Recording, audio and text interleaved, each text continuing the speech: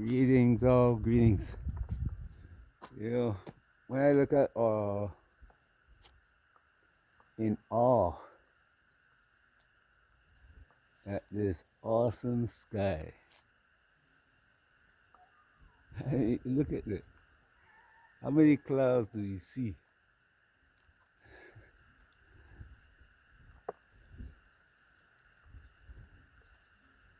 So beautiful.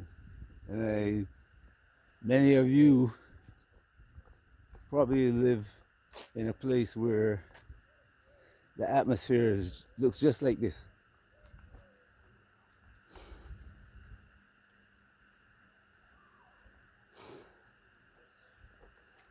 Imagine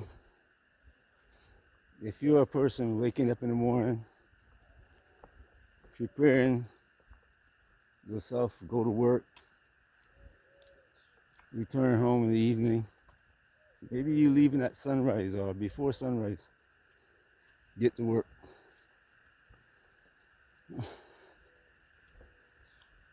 The place I worked before retiring, sometimes there are days, let's say, when I arrived at work at 4 a.m. in the morning and didn't get home till 7 at night the next day.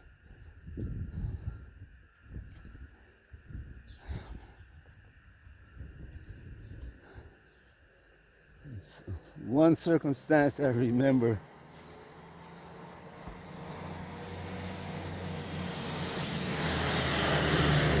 23.5 hours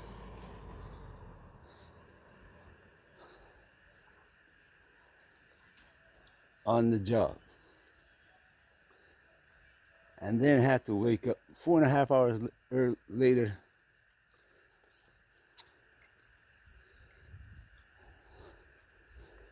and return. So having the time to look at all the events going on in the world and see how to react, make plans for it.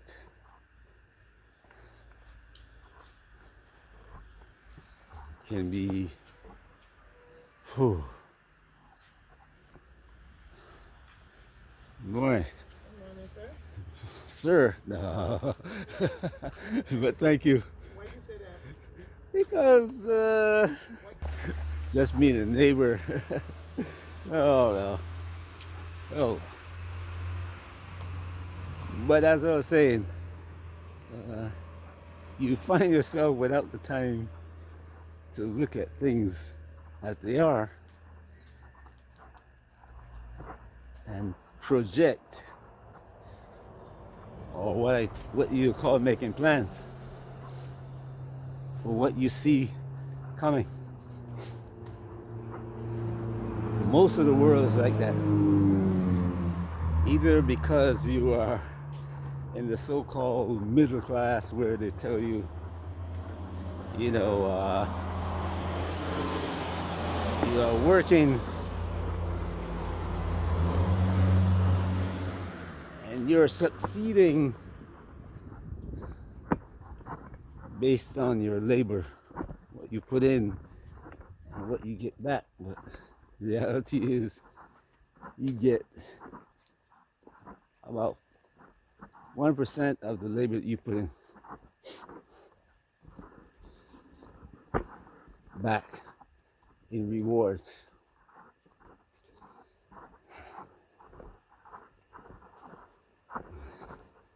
And that 1% you end up spending just to survive. Those who get 3 or 4%,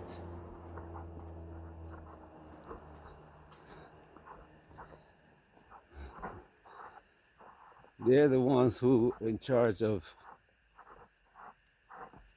the average person.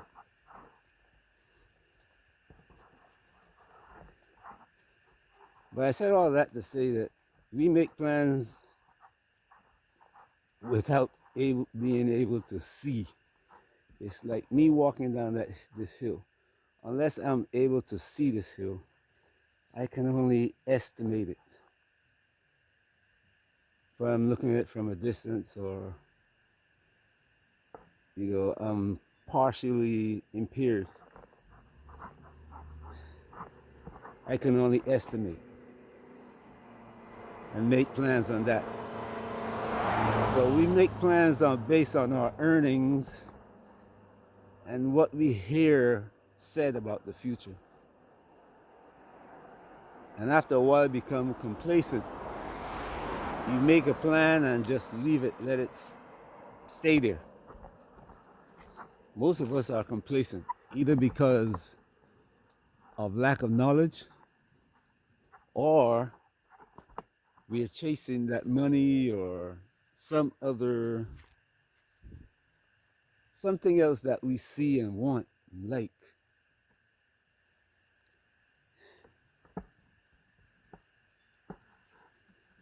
We don't pay attention to what's going on and constantly update.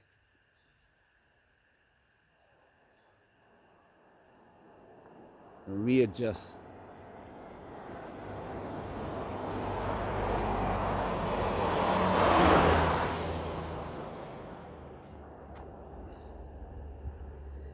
But that's a deliberate plan. If you're unstable, then you can't make plans. You can't see what's going on around you and question it or make adjustments to work around it.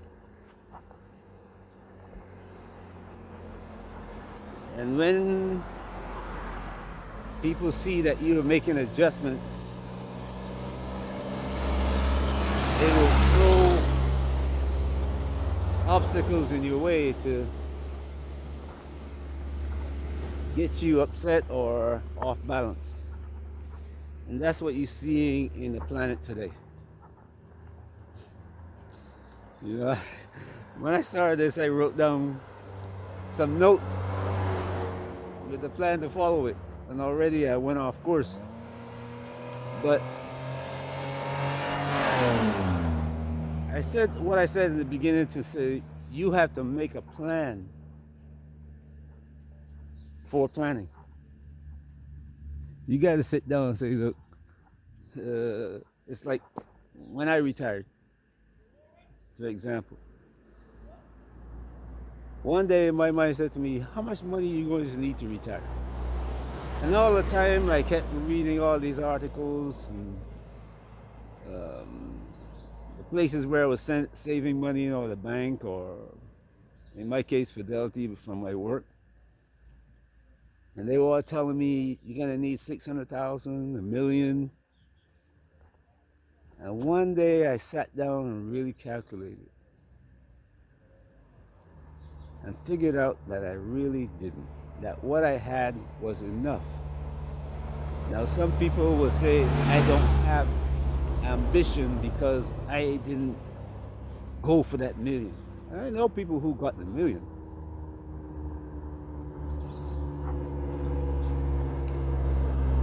But I also know people who had the million and lost it. And in a way, I was in that category too, because in 2008, I was ready to retire.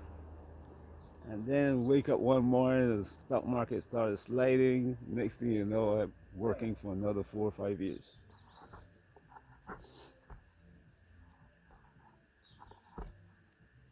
Because I was working so much to save for retirement, that I didn't pay attention to what was happening in the market and how I can change my trajectory in order to prepare for it. I could have still retired. I would have come out further ahead financially. But, more. Right. Since I was so focused on one thing, that work, I didn't pay attention. And so this is where I am today with this video, because the same circumstances which caused me to have to one, it's caused me to have to work another 5 years to the point where I ask myself, how much do I have to need to retire?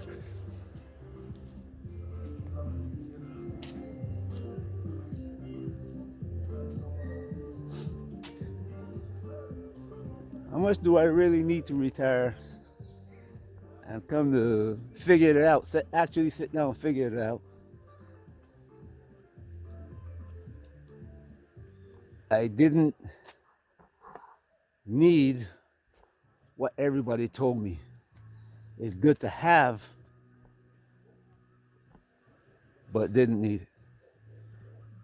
The expenses that I had when I was working were cut to 1/3 of what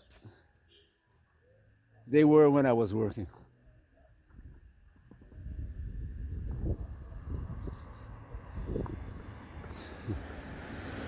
Stopped working and didn't have the stress.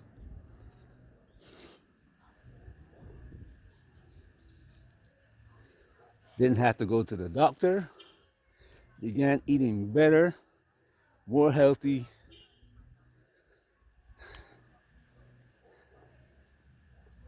Medical bills shrank to almost nothing.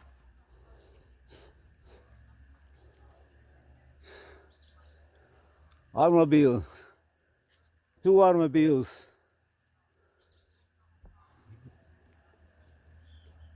Now 1 automobile. Insurance, how many miles you gonna drive per year? My insurance based on that. How far is you? How far are you from the place you work? Insurance is based on that. Example that today, every 6 months I pay $380, I think. That time I was paying more than 1,000 every 6 months.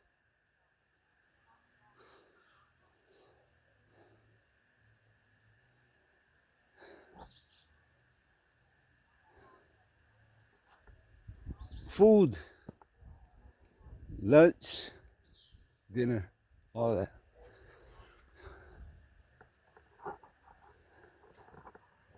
Gas, you got a car, you gotta pay that.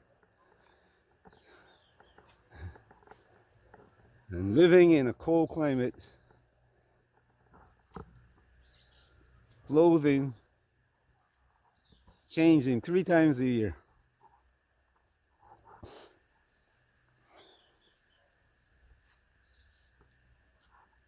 Expenses, like I said, spending 1/3.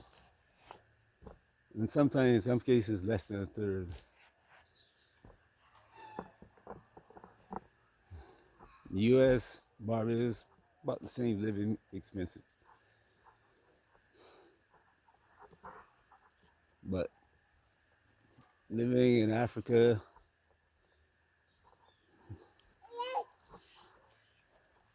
hi, hello, how are you? No. Baby says hello, so I have to say hello too. I can't disappoint her. Okay. So look at that plan. Serious. We're in the same situation where we were in 2008. But the problem with 2008 is, the problem with now is, 2008, the US had China as a backstop. The Chinese were working with the US to protect the system that was set up by the US and the Europeans, the Europeans backing up the US as their front man.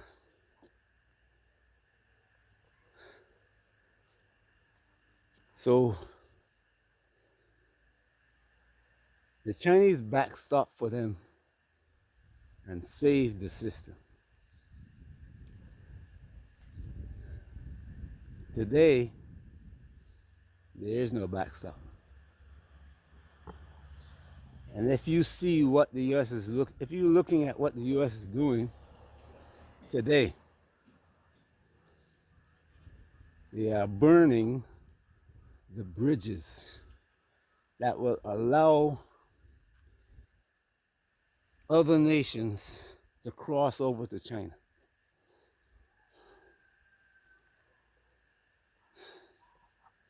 They tried to do it in 2000, well, before 2001, started in 1991, blocking the oil, the energy, you can call it, into China.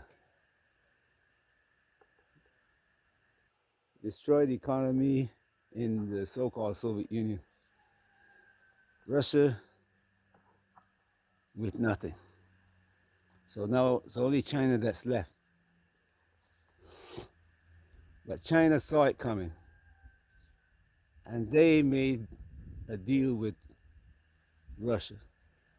Get rid of the animosity. We have to work together, otherwise we're gonna die separately.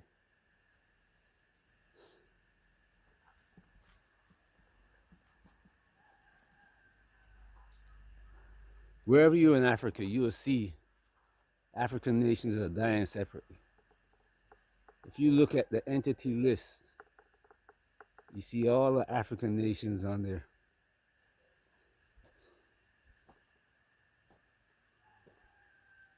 I heard Africans in America and the so-called African American. I said so-called because the official name that we are known by is Negro.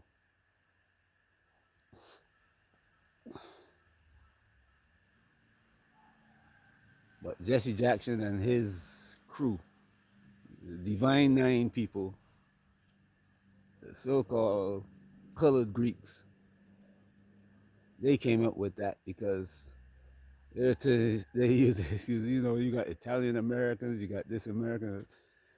Why are we called Negroes? We gotta be African Americans, and the Caucasian not gonna object to that because it still doesn't give you any direction, sense of purpose or anything. It's just feel good. Nevertheless, the two Africans are fighting with each other in America. I heard one of the people who get to make decisions that count in the government say, he was explaining something that's going on, what the government's doing in the army and throughout the world. Separate but equal. Now, where have we heard that before? Separate but equal. This is a Caucasian now. In planning for America, separate but equal.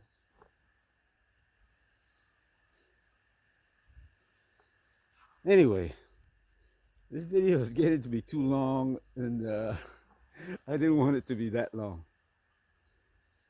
But see, when you become complacent, either because you're too poor and you're fighting to get rich, like because they tell you either wealth or education will get you out of the poverty you're in.